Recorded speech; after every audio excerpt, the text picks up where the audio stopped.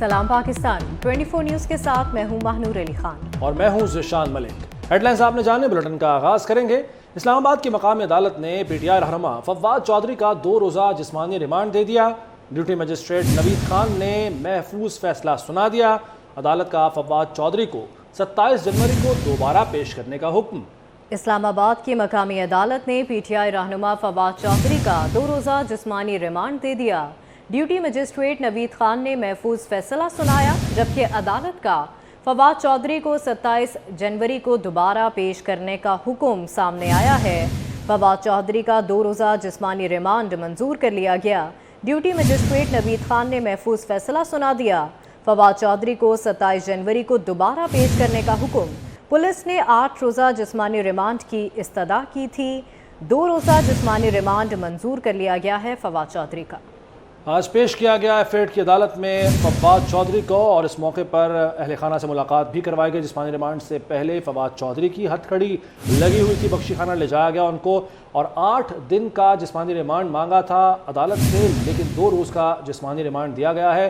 Duty magistrate Naveed Khan ने फैसला महफूज किया और कुछ देर बाद सुनाने का कहा, और बिलाखिर ये फैसला सुनाया गया। 27 जनवरी को दोबारा पेश करने का हुक्म दिया गया है फवाद चौधरी को, और इस तरह 2 रोज़ के जिस्मानी रिमांड की इजाज़त दी गई है पुलिस को। और ड्यूटी मजिस्ट्रेट नवीद खान ने ये फैसला महफूज किया था और कुछ देर बाद ये फैसला सुनाया गया। फवाद चौधरी को पेश किया गया था लाहौर से, पहले ले जाया गया इस्लामाबाद और एफएड की अदालत में पेश किया गया। उससे पहले सर्विसेज अस्पताल लाहौर में उनका जिस्मानी चेकअप भी करवाया गया, मेडिकल भी करवाया गया, और उसके बाद फवाद चौधरी को जब पेश किया गया तो सफ़ेद चादर उन पर डालकर उन्हें अदालत ले जाया गया। इस्लामाबाद की मकामी अदालत ने पीटीआई रहनुमा फवाद चौधरी का 2 रोज़ा जिस्मानी रिमांड दे दिया। मज़ीद जानेंगे हमारे नुमाइंदे एहतशाम कियानी से। एहतशाम बताएगा। जी बिल्कुल, इस्लामाबाद की मकामी अदालत ने फवाद चौधरी का 2 रोज़ा जिस्मानी रिमांड मंजूर करते हुए 27 जनवरी को उन्हें दोबारा अदालत में पेश करने का हुक्म दिया है। आज फवाद चौधरी को अदालत में पेश किया गया, प्रोसिक्यूटर अदालत में पेश हुए। इसके अलावा इलेक्शन कमीशन के वकील ने भी अदालत में दलाइल दिए, जबकि फवाद चौधरी की जानिब से 3 वकला ने दलाइल दिए। फवाद चौधरी ने खुद भी अदालत में बात की कि उनके साथ क्या हवाल पेश आया है। इलेक्शन कमीशन के वकील ने कहा कि फवाद चौधरी ने इलेक्शन कमीशन के मेंबरान को धमकी अमेज लहजे में गुफ्तगू करते हुए धमकी दी, जिससे इलेक्शन कमीशन के मेंबरान के लिए और उनकी फैमिलीज़ के लिए ख़तरा पैदा हो गया। फवाद चौधरी ने चूँकि उनकी फॉलोइंग काफ़ी ज़्यादा है, तो उनके इस तरह के बयान से इलेक्शन कमीशन के मेंबरान के लिए अवाम में नफरत पैदा करने की कोशिश की, अवाम को बगावत पर उकसाने के लिए कोशिश की गई। न सिर्फ इलेक्शन कमीशन बल्कि दीगर इदारों के खिलाफ भी अवाम को उकसाने की फवाद चौधरी ने कोशिश की। उन्होंने मजीद कहा कि न सिर्फ फवाद चौधरी बल्कि पीटीआई ने जब से उन्होंने रजीम चेंज का बयानिया बनाया है तब से पूरी जमात की जानिब से ही इलेक्शन कमीशन को टारगेट किया जा रहा है। इलेक्शन कमीशन के खिलाफ बड़ी प्लान्ड और ऑर्गेनाइज्ड किस्म की कार्रवाइयाँ की जा रही हैं। इसलिए फवाद चौधरी का जिस्मानी रिमांड दिया जाए ताकि ये मालूम किया जा सके कि इस तमाम तर कोशिश में फवाद चौधरी अकेले नहीं बल्कि उनके साथ दीगर लोग भी हैं, तो ये इंटरोगेट करने की ज़रूरत है। अदालत फवाद चौधरी का जिस्मानी रिमांड दे ताकि ये इन्वेस्टिगेट किया जा सके। जबकि फवाद चौधरी ने कहा कि उनके साथ कोई अच्छा सलूक नहीं किया जा रहा। उनको पुलिस की जानिब से जिस तरह लाहौर से लाया गया, वो मेंबर कौमी असम्बली, साबिक वफाकी वज़ीर रह चुके हैं, सुप्रीम कोर्ट के सीनियर कानूनदान हैं, और इसके अलावा पाकिस्तान की एक लार्जेस्ट पार्टी के तर्जुमान भी हैं, और उनकी कही हुई हर बात जो है वो पार्टी पॉलिसी है, पार्टी बयानिया है। वो चाहें ना चाहें लेकिन पार्टी पॉलिसी जो है वो उन्होंने बयान करनी है।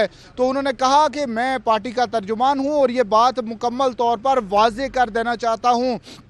फवाद चौधरी के बाद उनके भाई फैसल चौधरी, अली बुखारी और उनके वकील कैसर अवाम ने भी दलाइल दिए, और उन्होंने कहा कि फवाद चौधरी को इस मुकदमे से जो कि गैर कानूनी तौर पर उनके खिलाफ बनाया गया, इससे डिस्चार्ज किया जाना चाहिए। अदालत ने तमाम फ्रीकैन के दलाइल सुने। दलाइल सुनने के बाद फैसला महफूज कर लिया गया। अब से कुछ देर पहले ये फैसला सुनाया गया है और अदालत ने फवाद चौधरी का 2 रोज़ा जिस्मानी रिमांड मंजूर करते हुए उन्हें 27 जनवरी को दोबारा अदालत में पेश करने का हुक्म दे दिया है। ठीक है, बहुत शुक्रिया एहतशाम कियानी, आप हमें तफसीलन आगाह कर रहे थे। लाहौर हाई कोर्ट ने फवाद चौधरी की गिरफ्तारी दुरुस्त करार दे दी। फवाद चौधरी की गिरफ्तारी के खिलाफ दरखास्त खारिज कर दी गई। जस्टिस तारिक सलीम शेख ने समाअत के दौरान रिमार्क्स दिए कि थाना का आसार इस्लामाबाद में है और लाहौर हाई कोर्ट की हदूद में नहीं आता। मुकदमा खारिज कराने के लिए इस्लामाबाद हाई कोर्ट जाए। आईजी पंजाब और एडिशनल एडवोकेट जनरल अदालत में पेश हुए। आईजी पंजाब डॉक्टर उस्मान अनवर ने बताया कि फवाद चौधरी को इस्लामाबाद पुलिस ने गिरफ्तार किया। उन्हें अदालती फैसले का व्हाट्सएप मैसेज आया। उन्हें सारे वाक़े का उस वक्त पता चला जब फवाद चौधरी को ले जाया जा चुका था।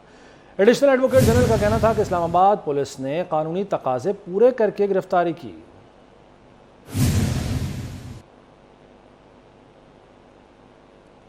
फवाद चौधरी की गिरफ्तारी सियासी गिरफ्तारी नहीं, सियासी गिरफ्तारी होती तो इमरान खान समेत सब जेल में होते। फवाद चौधरी की गिरफ्तारी को सियासी रंग देने की कोशिश की जा रही है।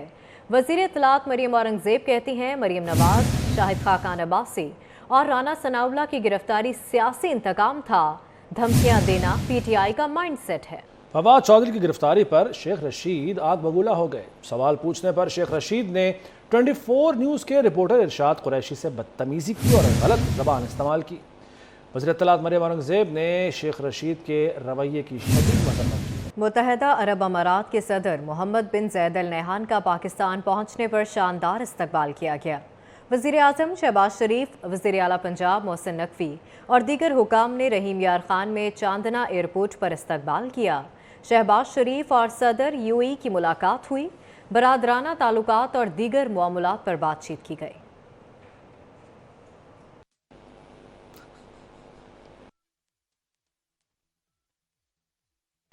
वज़ीर आज़म शहबाज शरीफ से साबिक सदर आसिफ अली जरदारी ने मुलाकात की है। मुलाकात में मुल्की सियासी सूरत हाल पर बातचीत हुई। वफाकी वज़ीर ख़जाना इसहाक डार, वफाकी वज़ीर इक़्तिसादी उमूर सरदार अयाज सादिक, वज़ीर रेलवेज़ ख्वाजा साद रफ़ीक और सेनेटर सलीम मांडवी वाला भी मुलाकात में शरीक थे।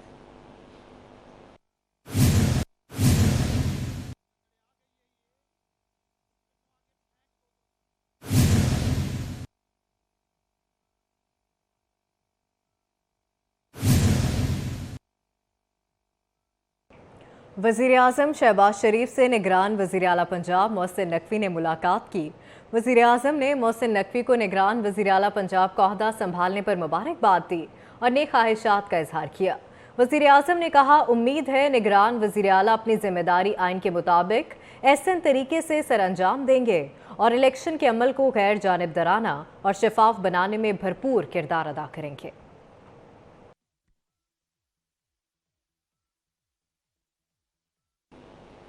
पंजाब में इंतजामी तब्दीलियों का सिलसिला जारी। कई महकमों के सेक्रेटरी और गुजरात समेत 3 अजला के डिप्टी कमिश्नर तब्दील कर दिए गए।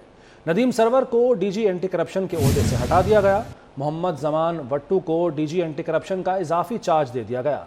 सेक्रेटरी CNW आसिफ बिलाल लोधी और सेक्रेटरी सोशल वेलफेयर महर मोहम्मद हयात लक को OSD बना दिया गया।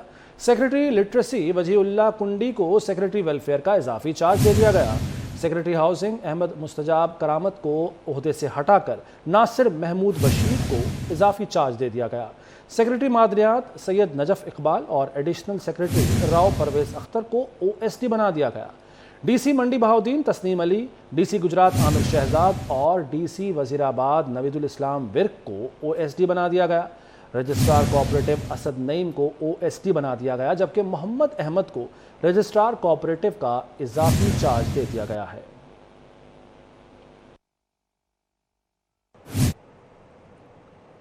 खैबर पख्तूनख्वा में निगरान काबीना के लिए मुशावरत जारी है। सूबाई काबीना 8 से 10 अरकान पर मुश्तमिल होगी। ज़राए के मुताबिक निगरान काबीना का ऐलान आज मुतवक्के है।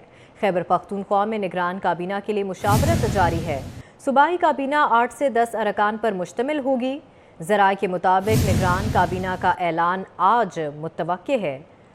खैबर पख्तूनख्वा की निगरान काबीना का ऐलान आज मुतवक्के है। निगरान काबीना 8 से 10 अरकान पर मुश्तमिल होगी। खैबर पख्तूनख्वा में निगरान काबीना के लिए मुशावरत इस वक्त जारी है।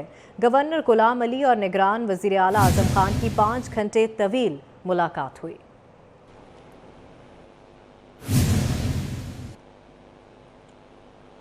आगे बढ़ेंगे। PTI के 43 अरकान कौमी असम्बली डिनोटिफाई। इलेक्शन कमीशन ने नोटिफिकेशन जारी कर दिया। स्पीकर कौमी असम्बली ने 43 PTI अरकान के इस्तीफे मंजूर करके इलेक्शन कमीशन को भिजवाए थे।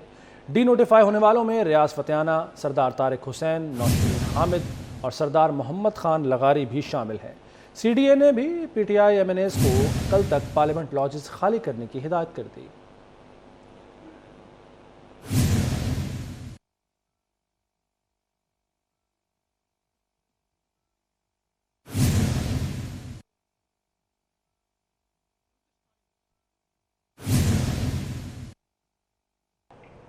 इलेक्शन कमीशन ने पंजाब और खैबर पख्तूनख्वा में इंतखाबात की तारीख तजवीज़ कर दी। पंजाब में पोलिंग डे 9 से 13 अप्रैल और खैबर पख्तूनख्वा में 15 से 17 अप्रैल मौजू है। इलेक्शन कमीशन ने दोनों सूबों के गवर्नर्स को मरासला इरसाल कर दिया, जिसके मुताबिक असेंबली तहलील की सूरत में इलेक्शन कमीशन 90 रोज़ में इंतखाबात कराने का पाबंद है। पंजाब असेंबली 14 जनवरी को तहलील हुई, इसीलिए इंतखाबात 13 अप्रैल से पहले कराना लाजमी है। इलेक्शन कमीशन ने पंजाब में इंतखाबात के लिए 20 अरब रुपए मांग लिए, जबकि दोनों सूबों में इलेक्शन कराने के लिए मजमूई तौर पर 61 अरब 80 करोड़ रुपए की ज़रूरत है।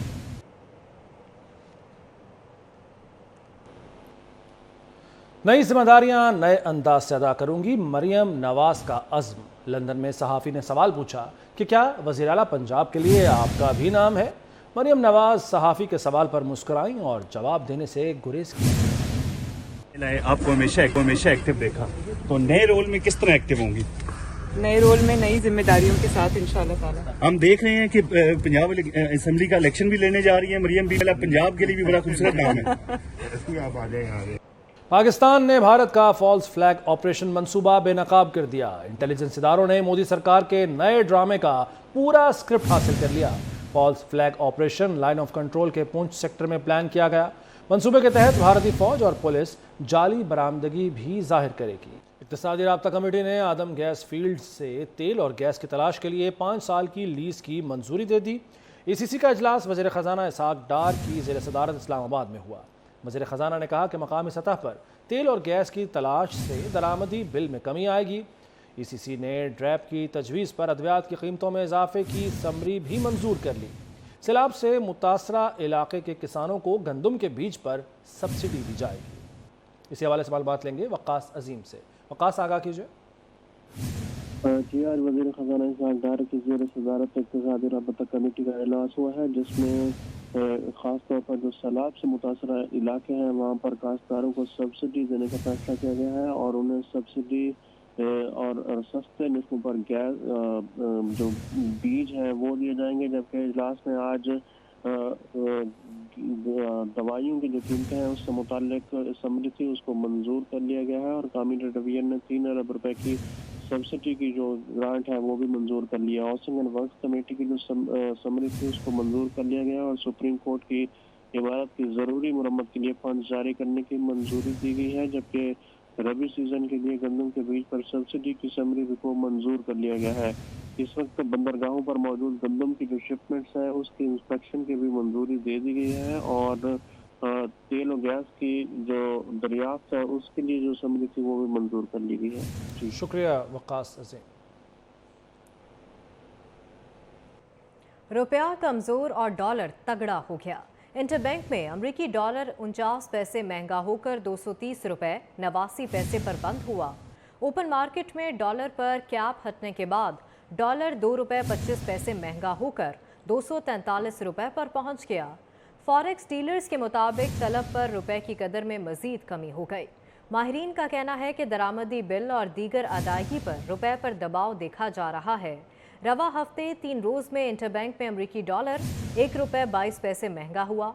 ओपन मार्केट में यूरो 275 रुपये पर बरकरार रहा और बरतानवी पाउंड 1 रुपये महंगा होकर 314 रुपये का हो गया। अमाराती धर्म 30 पैसे इजाफे से 70 रुपये 80 पैसे और सऊदी रियाल 40 पैसे इजाफे से 68 रुपये का हो गया।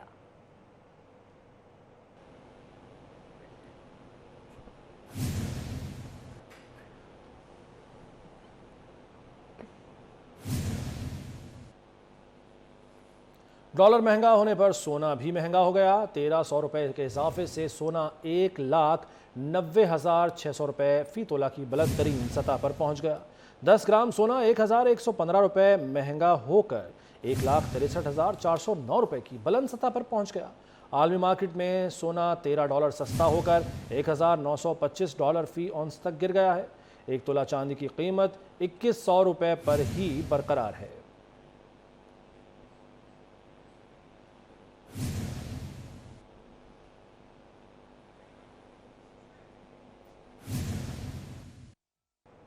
German software company SAP Pakistan ने आईटी के फ़रोग के लिए जामियात में स्टूडेंट जोन प्रोग्राम शुरू कर दिया। सैप कंट्री एमडी का कहना है कि आलमी सतह के तनाजुर में पाकिस्तान में भी सॉफ्टवेयर सॉल्यूशंस का फ़रोग वक्त की अहम ज़रूरत है। कराची से वसीम इफ्तिखार की रिपोर्ट देखिए। पाकिस्तान में डिजिटल ट्रांसफॉर्मेशन की अहमियत को उजागर करने के लिए सीप की जानिब से राउंड टेबल सेशन का इनेकाद किया गया। सीप पाकिस्तान के कंट्री एमडी साकिब अहमद ने बताया कि सीप ने आईटी के फरोग के लिए जामियात में स्टूडेंट जोन प्रोग्राम शुरू कर दिया है, जिसमें तालिबे इल्मों को सॉफ्टवेयर तक रसाई और मुफ्त तरबियत दी जाएगी। एफर्ट के साथ मिलकर हम पाकिस्तान के लिए एसएपी की ट्रेनिंग्स को डिफरेंट एजुकेशन इंस्टीट्यूशन के लिए अब फ्री ऑफ चार्ज करना शुरू कर रहे हैं। हमारा एक सॉफ्टवेयर जिसको हम स्टूडेंट जोन के नाम से कह रहे हैं, ये स्टूडेंट जोन पाकिस्तान के किसी भी एजुकेशन इंस्टीट्यूशन जिनके साथ हम लोग बात करेंगे और उनके साथ हमारी चीज़ें आगे बढ़ेंगी, ये उस इंस्टीट्यूशन के तमाम जो भी स्टूडेंट्स होंगे उनको फ्री ऑफ चार्ज उसकी एक्सेस दी जाएगी और this will help people to train. Saqib Ahmed ने बताया कि सीप का मकसद पाकिस्तान के आईटी सेक्टर को फरोग देना है। सीप कंट्री एमडी का कहना था कि एसएपी पाकिस्तान में साथ साथ सॉफ्टवेयर और सॉल्यूशंस फराम करने के लिए तैयार है। कोरोना में डिजिटलाइजेशन की रफ्तार इंतहाई तेज रही। किसी भी मुल्क को तरक्की देने के लिए डिजिटल मुंतकली जरूरी है। कारोबार की ट्रांसफॉर्मेशन के लिए बुनियादी जरूरत दुरुस्त डेटा की दस्तयाबी है। न्यूज़ स्टूडियो से फिल वक्त इतना है। देखते रहिए 24 न्यूज़।